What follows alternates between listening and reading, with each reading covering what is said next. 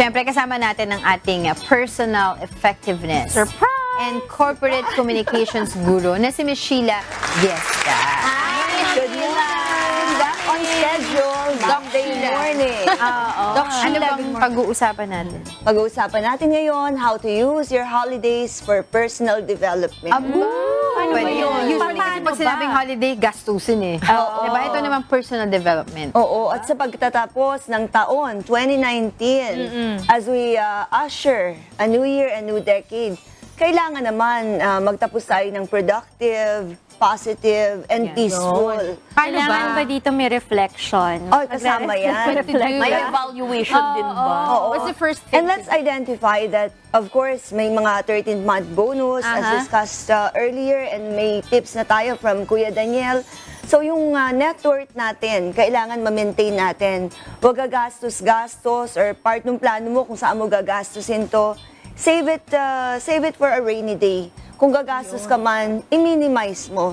And work within your Mag-ubos budget. biyaya. Yes. And at the same time, January 1 nakatunga. oo, as we address that net worth, yung self-worth mo, importante yan. Kasi itong last month natin, pwede mong i-google sa pagkain ang kung anong gusto mong kainin at pag-attend ng mga parties. But what happens next year? Hospital ka na. Oo, and the whole of next year, you're challenging yourself to maintain a healthy lifestyle. Ngayon mo na gawin.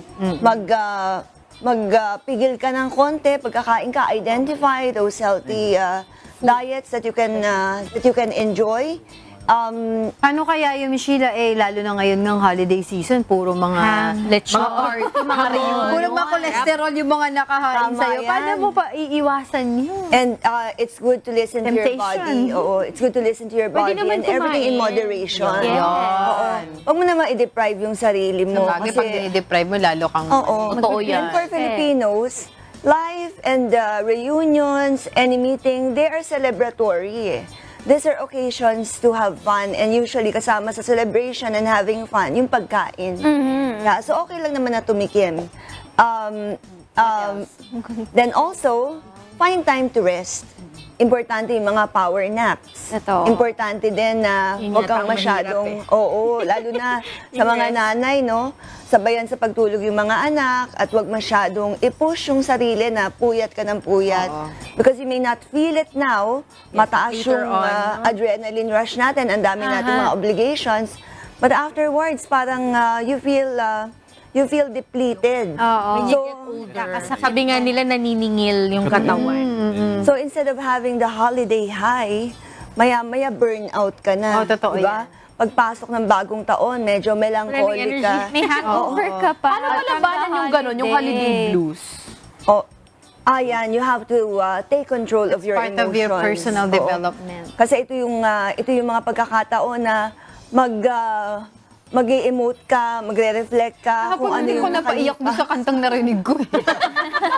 Nakakaiyak Diba? Naka-reflect. Oh, so, what do? Mag-journal ka. Yeah. Try to reconnect with the experiences that have taught you a lot and recollect those lessons that will make you a better person in the next year.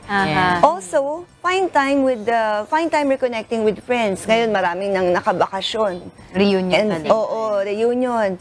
And spend time with people who make you laugh. Diba? Meron ako isang kukwento Ms. Sheila, yung parang feeling ko, it would add up dun sa personal development mo bilang isang tao. Kasi before, when younger days pa, talagang busy ka and talagang nasa stress ka on how to find time on buying stuff for your loved ones. Kasi loved ones mo yan Gusto mo laging ready ka, diba? Special, Buying oo. gifts, etc. Pero ngayon, parang sa akin, like for example, pati sa lahat ng taong kakilala mo, ngayon, parang for the last 2-3 years, medyo parang tone down na ako sa ganun Parang, kung may time ako, I'll do it.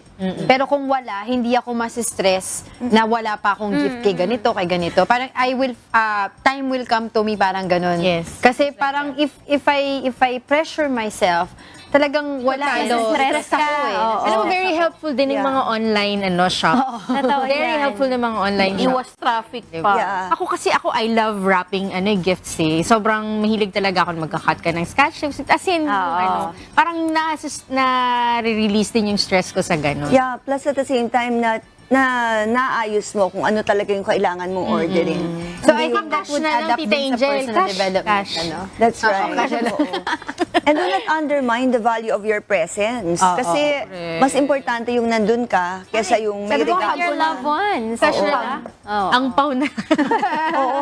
Tapos Wala pag nang problema. mag-suspend ka ng time, pagbili ng mga regalo, wag namang magbigay ka ng scrapbook sa isang hindi naman mahilig mag-scrapbook. Dapat isipin mo rin. Oo, it has to be age appropriate. Diba? Kung hindi man, you can always ask the person.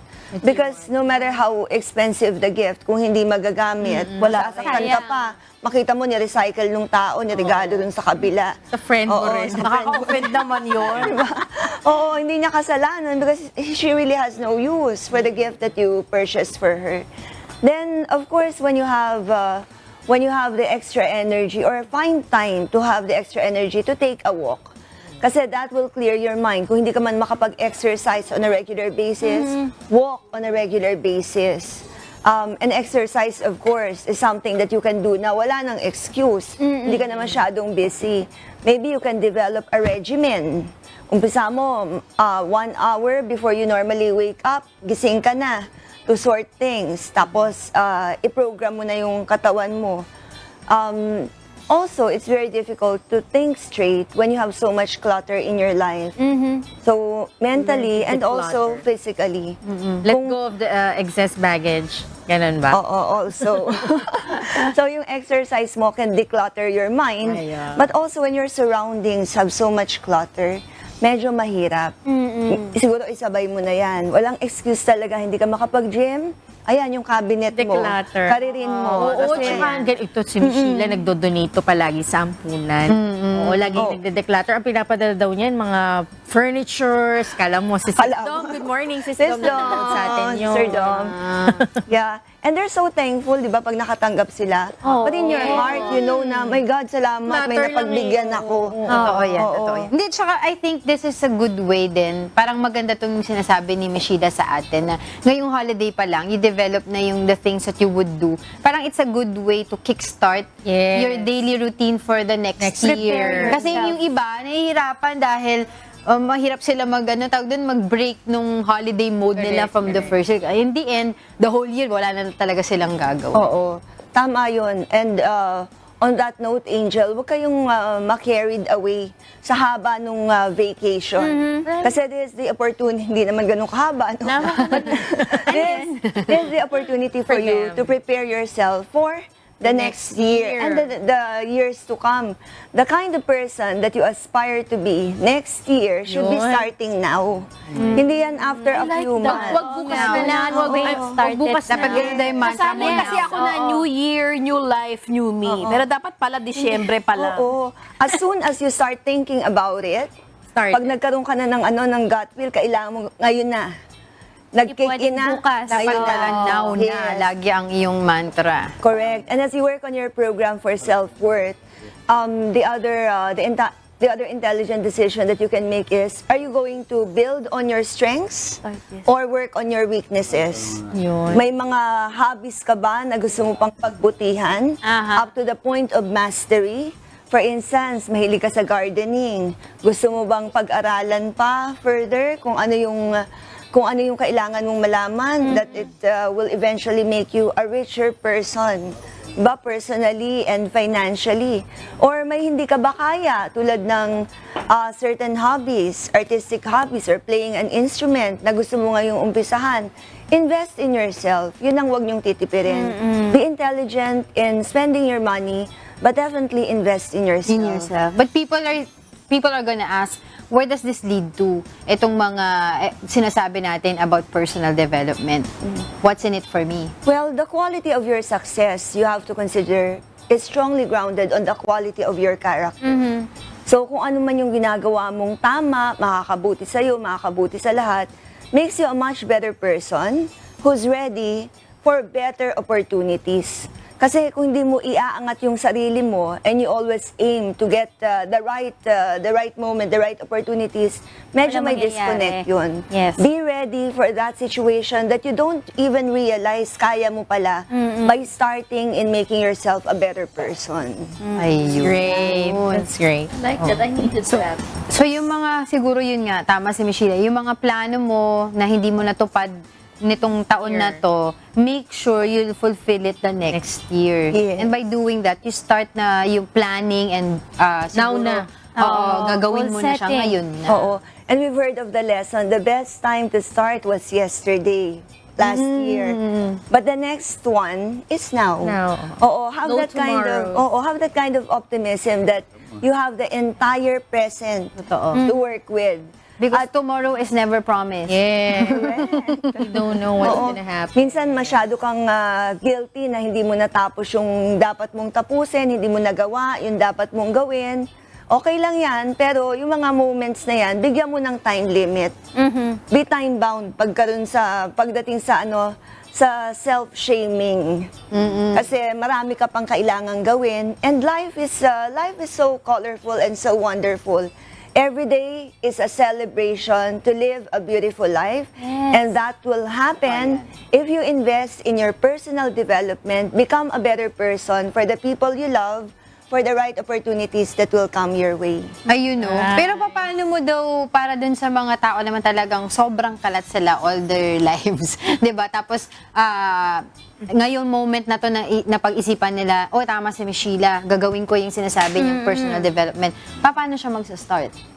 Start with whatever interests you.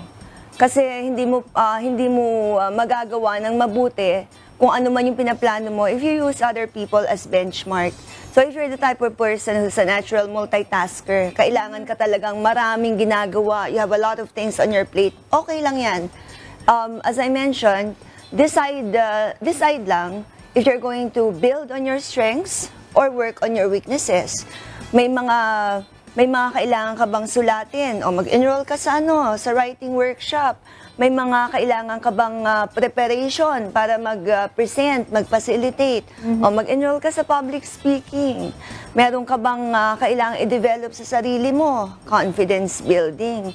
O kailangan bang mag-reconnect ka sa mga kaibigan mo o di-reunion, makipag-chika-chika ka. So, kung ano yung gusto mong i-improve or baguhin, nasa iyo yan. One thing at a time for some people. For others naman, kaya nilang pagsabay-sabayin. But it's not going to happen if you only internalize and then visualize. Sit down. Kailangan, And think about it. Think about it. You work on Action. Taon mo nang iniisip. Oo, any affirmation without the corresponding action is delusion. Yun, problem. Kahit anong positive thinking mo, pag hindi ka gagalaw, galaw-galaw. Diba? Find time to act para mag-materialize naman lahat ng naiisip mo. So this holiday season, this Christmas season is the best time to do that because the energy that we have, that we encounter is mainly positive. Ngayon, isang importanteng recommendation, when you go online and check the social media, may tendency na lumungkot ka, ma-depress ka, because you're witnessing the compounded happiness of several other people. Oo. Tapos makita mo, ba't ganito lang ako, sila ganun. Diyos ko, 100 tao yan, nag-iisa ka lang. And normally, what we see on social media are the glorified situations. Aspects of I their agree with lives. you. Pero Yes. sometimes, you have to, yung sabi nga nila, kung may disadvantage, meron din advantage. Like yung mga tao na tumitingin sa social media at na they feel jealous about yung life ng iba, namomotivate sila to do their best. Yes. Diba? Kasi parang sabi, They're ay, up to the kung kaya challenge. nila, mas kaya ko din. Oo. So, yun yung parang isang aspect that they can look into. Pwede, mind setting talaga. Angel, you really have to control what you take in and how you manage this information. So kung ganun ang mangyayari, mamomotivate ka, then go for it. and all the time, use yourself as your benchmark. Kung ano ka last year, kailangan mas okay ngayon. Kung ano ka kahapon, kailangan mas dapat okay sa sarili mo kino-compare, hindi Yeah. sa ibang tao eh. You is your competitor. You compare yourself to yourself. Yourself is your competitor. Because you become better. Yes. If you compare yourself to other people, you become bitter. Ayan. Desiderata. Oo, maganda. That makes And a lot of strive to be happy. Totoo. Yes, Yeah. be happy for other people. True. And that, on that note also, kasi Pasko, di ba? Huwag ka namang magtipid sa sarili mo. Ha? If you want to feel good, you have to look good. Ay, gusto natin And yan. when you look good, you end up feeling better. good. You feel Spend a better. bit dun sa pinaghirapan mo shopping. naman. Oo. So, spend wisely and spend on things that will make you feel better and look better. Oo. Kailangan marunong ka na mag-ayos sa sarili mo. O, pwede ka namang magpaturo kung paano manamit, kung paano mag-apply ng makeup, kung paano mag-mix and match. Kung paano mag-ballroom dancing. Paano mag-boxing. Correct. Mag-workout, mag-stretching. But speaking of magpaturo, di ba kanina tinanong ko nga dun para dun sa mga other people na hindi nila alam pa paano sisimulan yung kanilang personal development, Oo. kung gusto nilang magpaturo, magpa-coach, merong ganyan sa Talkshop. Oo. Yes, thank you, Angel. Everyone needs a coach. We need that kind of guided intervention, intelligent guidance para hindi naman tayo magkaroon ng masyadong maraming experiments. So at Talkshop, we conduct trainings in personal development. Competency building programs are available. We're open the whole month of December. You can get in touch with us at 0917-877-5588 or 8894-5588. Para po ito sa mga kabataan na nag-aaral, sa mga magulang, sa mga professionals who aim to enhance their competencies in communication, leadership, and personality development. It's Ayun. great. Talkshop PH. Talkshop Thanks PH. so So much. much, Miss Sheila Bianca. Thank you also. Ang ating resident personal effectiveness coach and corporate communications guru. Thank you so much. Thank you, Miss Sheila.